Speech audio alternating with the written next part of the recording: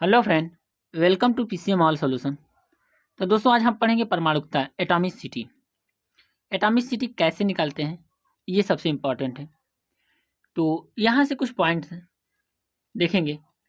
किसी अणु तथा यौगिकों में उपस्थित परमाणुओं की कुल संख्या परमाणुकता कहलाता है।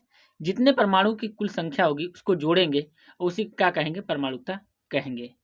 जैसे हम देखेंगे यहाँ से NaOH है, तो NaOH में देखेंगे सोडियम कितना है 1, तो 1 लिख देंगे। ऑक्सीजन हमारा कितना है 1 और हाइड्रोजन कितना है 1 और टोटल हम जोड़ेंगे तो कितना आ जाएगा 3, यानी कितना हो गया 3 आ गया। इसी तरह हम P4 में देखेंगे फास्फोरस कितना है 1 + 1 + 1 + 1, यानी कितने बार 4, यानी कितने परमाणु हैं 4 परमाणु हैं। इसी तरह हमें H2SO4 में देखेंगे, यहाँ से हाइड्रोजन कितना है 2, तो यहाँ पे 2 लिखेंगे, प्लस सल्फर कितना है 1, यहाँ से 1 लिखेंगे। ऑक्सीजन कितना है 4, यानी पूरा टोटल जोड़ेंगे तो 2 1 3 4 7, तो हमारा आ जाएगा 7। इसी तरह से हम क्या निकालते हैं, परमाणुकता निकालते हैं। Na2CO3 को हम देखेंगे तो सोडियम कितना है 2 सोडियम है, कार्बन कितना है 1 है, ऑक्सीजन कितना है 3 है और सभी को जोड़ेंगे तो 2 1 3 और 3 में 3 जोड़ेंगे तो यहाँ से आ जाएगा हमारा 6 आ जाएगा। अगला देखेंगे ऑक्सीजन हमारा कितना है 2, तो 2 लिख देंगे। फिर देखेंगे ओजोन, इसका नाम है, इसमें ओजोन कहते हैं। ओजोन का ये हमारा सूत्र है O3 है, तो कितनी है 3, तो परमाणुकता कितनी हो जाएगा 3 हो जाएगा। तो ये रहा हमारा परमाणुकता।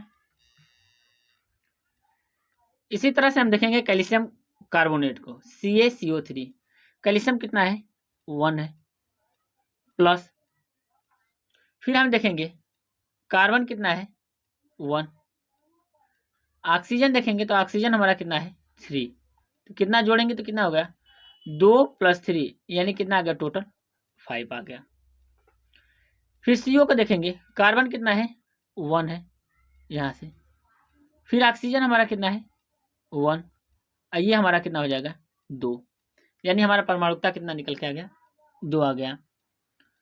इसी तरह से हम देखेंगे Ca3PO4 का ट्वाइस, तो Ca3PO4 का ट्वाइस देखेंगे तो कैल्शियम कितना है, यहाँ पे देखेंगे 3 है परमाणु, प्लस PO4 का देखेंगे तो फास्फोरस 1 है और प्लस ऑक्सीजन 4 है और इसका क्या है 2, यहाँ से गुणे 2 कर देंगे। अब हो जाएगा हमारा 3 प्लस, अब 5 में 2 जोड़ेंगे तो कितना आ जाएगा 5 प्लस इंटू 2 करेंगे तो 10 आ जाएगा और 10 और प्लस 3 कितना हो जाएगा 13, यानी 13 आ जाएगा। तो ये हमारा परमाणुकता कितनी हुई 13। तो अगला हम देखेंगे सल्फर हमारा कितना है 8, तो इसकी परमाणुकता हमारा कितना हो जाएगी 8 हो जाएगी।